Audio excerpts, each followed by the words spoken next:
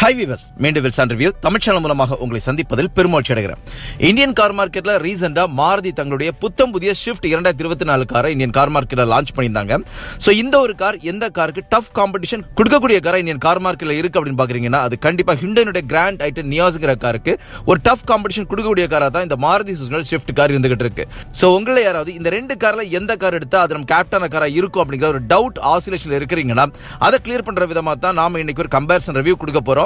அதாவது Maruti Suzuki shift, grand i ten Niyas இந்த ரெண்டு காருடைய டீடைலான கம்பேரிசன் ரிவ்யூ கொடுக்க போறோம். பிரைஸ்ல என்ன வித்தியாசங்கள் இருக்கு, இந்த ரெண்டு காருமே டெலிவர் பண்ணக்கூடிய மைலேஜ் என்ன, இன்ஜின்ல என்ன வித்தியாசங்கள் கொடுத்திருக்காங்க, இது எல்லாமே கடந்து இந்த ரெண்டு கார்ல எந்த கார் எடுத்தா அது உங்களுக்கு ஆப்டான காரா இருக்கும் அப்படிங்கிற ஒரு டீடைலான கம்பேரிசன் ரிவ்யூ பார்க்கலாம். இதுவரைக்கும் நம்ம சேனலை சப்ஸ்கிரைப் பண்ணாதவங்க தயவுசெய்து சப்ஸ்கிரைப் பண்ணிக்கோங்க. கார்கள் பற்றி செய்திகள், ரிவ்யூஸ், கம்பேரிசன் எல்லாமே உங்களுக்காக நம்ம டெய்லி போஸ்ட் பண்ணிக்கிட்டு இருக்கோம். இப்போ Maruti Suzuki shift, grand i ten Niyas இந்த ரெண்டு காரோட கம்பேரிசன் ரிவ்யூ பார்க்கலாம். முதலாவது செக்மெண்ட் இந்த ரெண்டு காரோட பிரைஸ் ரேஞ்சில என்ன வித்தியாசங்கள் கொடுத்திருக்காங்க அப்படிங்கறத பார்க்கலாம். ஷிஃப்ட் காருடைய தமிழ்நாடு ஆன்-ரோட் பிரைஸ்ங்கிறது 7,70,70,000 ஆரம்பிச்சு 11,38,000 ரூபாய் வரைக்கும் இப்போதைக்கு கரண்டா ஃபிக்ஸ் பண்ணிருக்காங்க.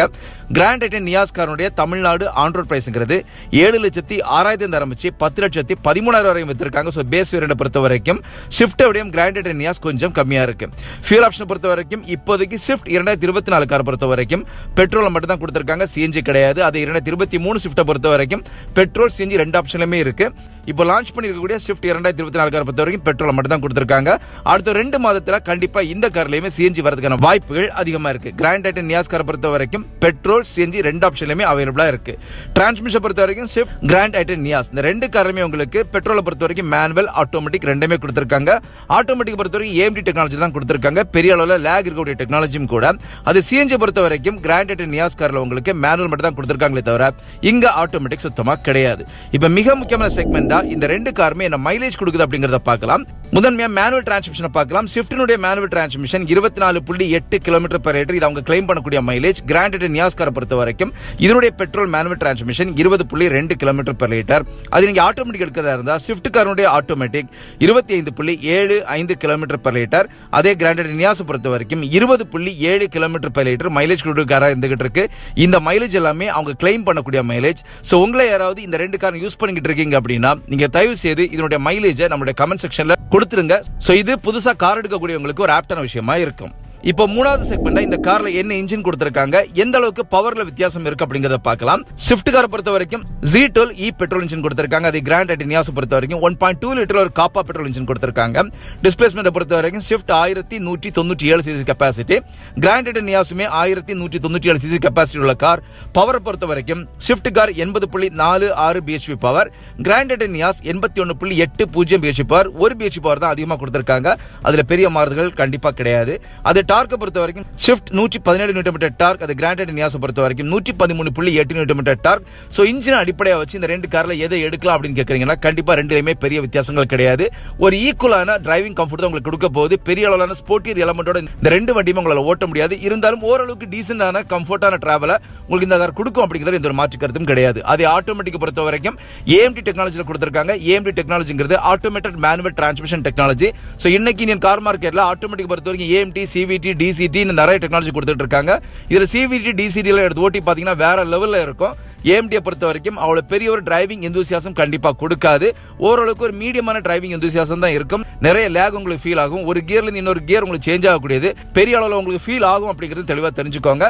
சோ உங்களை யாராவது இந்த ரெண்டு காரோட ஆட்டோமேட்டிக் எடுக்கிறதா இருந்தா ஒரு முறை இந்த காரை ஓட்டி பார்த்துக்கிட்டு அதுக்கப்புறம் உங்களுக்கு கம்ஃபர்ட்டா இருந்தா மட்டும் இந்த காரோட ஆட்டோமேட்டிக் எடுக்கிறது ஒரு ஆப்டான விஷயமா இருக்கும். நாலாவது செக்மெண்ட் இந்த காரோட டைமென்ஷன் என்ன கொடுத்திருக்காங்க, எந்த அளவுக்கு இந்த ரெண்டு காருமே கம்ஃபர்ட்டான கார் அப்படிங்கறத பார்க்கலாம். லெந்த் பொறுத்த வரைக்கும் ஷிஃப்ட் 3860 mm கொடுத்திருக்காங்க. அது கிராண்ட் ஐட்டன் நியாஸ் 3815 mm கொடுத்திருக்காங்க. கம்பேர் பண்ணி பாத்தீங்கன்னா கிராண்ட் ஐட்டன் நியாஸ் விட ஷிஃப்ட் கார் 45 mm அதிகமா கொடுத்திருக்காங்க. விட்த் பொறுத்த வரைக்கும் ஷிஃப்ட் 1735 mm, அதே ஐட்டனை பொறுத்த வரைக்கும் 1680 mm.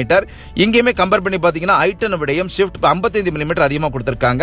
ஹைட்டை பார்க்கும்போது ரெண்டு காருமே ஈக்குவலா 1520 mm கொடுத்திருக்காங்க. சோ லெந்த், விட்த், ஹைட் இந்த மூணையுமே அடிப்படையா வச்சு என்கிட்ட கேக்குறீங்கன்னா என்ன பொறுத்த வரைக்கும் கிராண்ட் ஐட்டன் நியாஸோடையும் ஸ்விஃப்ட் கார் ஓரளவுக்கு டீசென்டான கம்ஃபர்ட்டை தாராளமா கொடுத்திருப்பாங்க. இருந்துமே இந்த ரெண்டு காரோட முன்பக்கத்தை பொறுத்த வரைக்கும் அட்டகாசமான கம்ஃபர்ட்டை தாராளமா கொடுத்திருக்காங்க. அது டிரைவர் சீட்டா இருக்கட்டும், கோ டிரைவர் சீட்டா இருக்கட்டும், இதனுடைய thigh support, leg room, head room, shoulder space எல்லாமே பெர்ஃபெக்ட்டா இருக்கு. எவ்வளவு பெரிய லாங் ஜர்னி உங்களால ஈஸியா உட்கார்ந்து டிராவல் பண்ண முடியும். அது செகண்ட் ரோ பொறுத்த வரைக்கும் கண்டிப்பா கிராண்ட் ஐட்டன் நியாஸை விடையும் ஸ்விஃப்ட் கார்ல ஓரளவுக்கு அதிகப்படியான கம்ஃபர்ட் இருக்கும் அப்படிங்கிறது எந்த ஒரு மாற்று கருத்தும் கிடையாது. இருந்தாலும் இந்த ரெண்டு காரையுமே ஒரே ஸ்ட்ரெச்சில் நீங்க செகண்ட் ரோல 3 பேர் உட்கார்ந்தீங்கன்னா மேக்ஸிமம் ஒரு 100 கிலோமீட்டர் தான் டிராவல் பண்ண முடியும். அதுக்கு மேல 3 பேர் உட்கார்ந்து டிராவல் பண்ண முடியாது. உங்களுக்கு ரெஸ்ட் தேவைப்படும். அது 2 பேர் உட்கார்ந்தீங்கன்னா ஒரே ஸ்ட்ரெச்சில் ஒரு 200-250 கிலோமீட்டர் வரைக்கும் டிராவல் பண்ணலாம். அதுக்கு மேல நீங்க டிராவல் பண்றதா இருந்தா ஒரு சின்ன ஒரு பிரேக்குக்கு அப்புறம் தான் டிராவல் பண்ண முடியும் அப்படிங்கறதையும் தெளிவா தெரிஞ்சுக்கோங்க. கிரவுண்ட் கியர்ஸ் பொறுத்த வரைக்கும் ஸ்விஃப்ட் கார் 163 மில்லிமீட்டர், அதே கிராண்ட் ஐட்டன் நியாஸ் பொறுத்த வரைக்கும் 165 மில்லிமீட்டர் கொடுத்திருக்காங்க. கம்பேர் பண்ணி பாத்தீங்கன்னா ஐட்டன் உடைய ஸ்விஃப்ட்ங்கிறது 2 மில்லிமீட்டர் கம்மியா கொடுத்திருக்காங்க. வீல் பேஸ் ரெண்டு காருமே ஈக்குவலா தான் இருக்கு. 2450 மில்லிமீட்டர் கொடுத்திருக்காங்க. வண்டியோட மொத்த எடையை பார்க்கும்போது Swift car 925 kilogram, grand i ten Niyas பொறுத்த வரைக்கும் 935 கிலோகிராம் கொடுத்திருக்காங்க. சீட்டிங் கெபாசிட்டி பொறுத்த வரைக்கும் ரெண்டுமே உங்களுக்கு 5 சீட்டர் கெபாசிட்டி வரக்கூடிய கார். பூட் ஸ்பேஸ் பொறுத்த வரைக்கும் ரெண்டு காருமே 265 லிட்டர் தான் பூட் ஸ்பேஸ் கொடுத்திருக்காங்க. சோ 265 லிட்டர்ங்கிறது மேக்ஸிமமா ஒரு 3 பேருடைய கார்கோவை தான் எடுக்க முடியுமே தவிர 5 பேருடைய கார்கோவை கண்டிப்பா இந்த கார்ல எடுக்கிறது மிகப்பெரிய கஷ்டமா இருக்கும். சோ உங்களை யாராவது ஒரு லாங் ஜர்னிக்கு நான் எப்பவுமே யூஸ் பண்ணுவேன், அதுல 5 பேருடைய கார்கோவை நான் டேக் ஓவர் பண்ணுவேன்னு பாக்குறீங்கன்னா கண்டிப்பா அது ஆப்டான காரா இல்ல. அதே நேரத்துல ஒரு 3 பேருடைய கார்கோவை எடுத்துக்கிட்டு டிராவல் பண்றதுக்கு ஒரு ஆப்டான கார் அப்படிங்கிறது எந்த ஒரு மாற்று கருத்தும் கிடையாது. இப்போ 5வது செக்மெண்டா இந்த ரெண்டு கார்ல சேஃப்டில என்ன வித்தியாசங்கள் இருக்கு அப்படிங்கறத பார்க்கலாம்.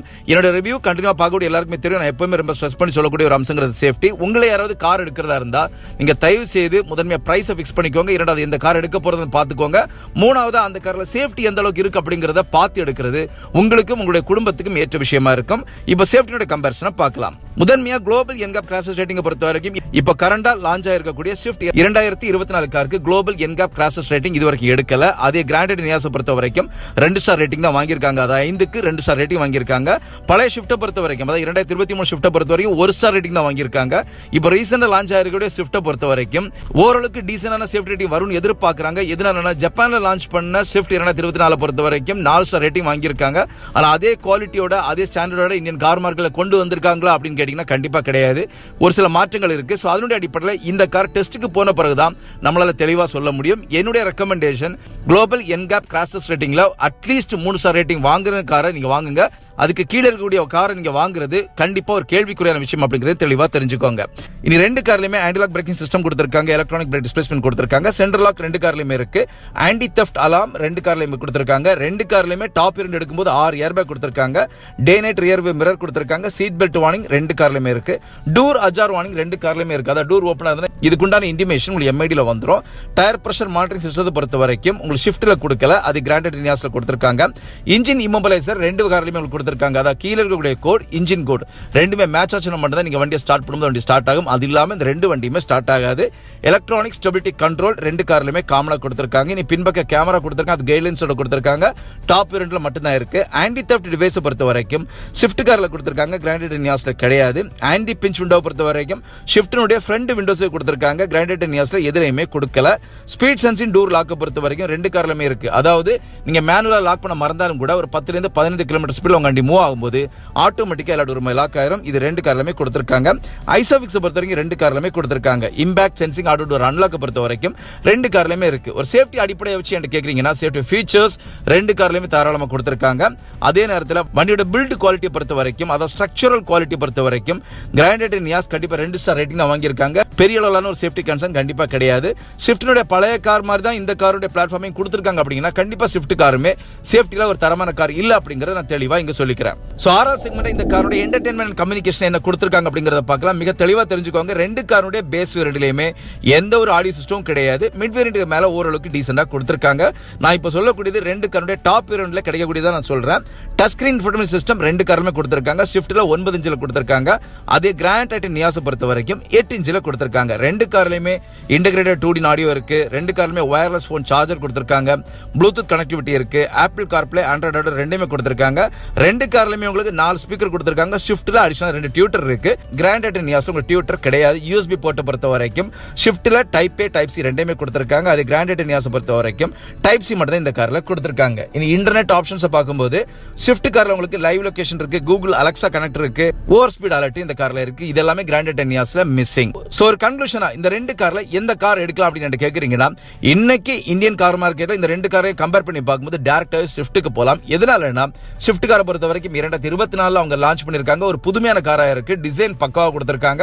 வண்டிக்குள்ளாடியும் நிறைய ஃபீச்சர்ஸ் ஆட் பண்ணிருக்காங்க. அது கிராண்ட் ஐட்டன் நியாஸை பொறுத்த வரைக்கும் பழைய கார், இது வரைக்கும் அவங்க ஒரு கான்செப்ட் டிசைன் கொடுக்கல.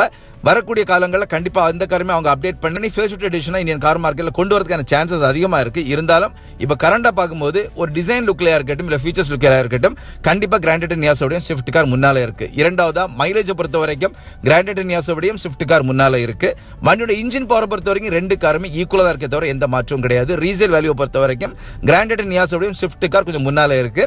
இது எல்லாமே கடந்து சர்வீஸ் காஸ்ட் பொறுத்த வரைக்கும் ரெண்டு காருமே இன்னைக்கு இந்தியன் கார் மார்க்கெட்ல ஈக்குவலான சர்வீஸ் காஸ்ட் தான் கொடுத்துட்டு இருக்காங்க. சோ இதனால சர்வீஸ் காஸ்ட்ல பெரிய அளவான வித்தியாசம் கண்டிப்பா கிடையாது. சோ நான் இன்னைக்கு கொடுத்த இந்த ஒரு கம்பேரிசன் ரிவ்யூ கண்டிப்பா உங்களை ஃபுல்ஃபில் பண்ணிருக்கும் நம்புறேன். இன்னொரு வீடியோல உங்களை சந்திக்கிற வரைக்கும் உங்களிடமிருந்து விடைபெறுவது உங்களுடைய அன்பின் விவேக். தேங்க்யூ.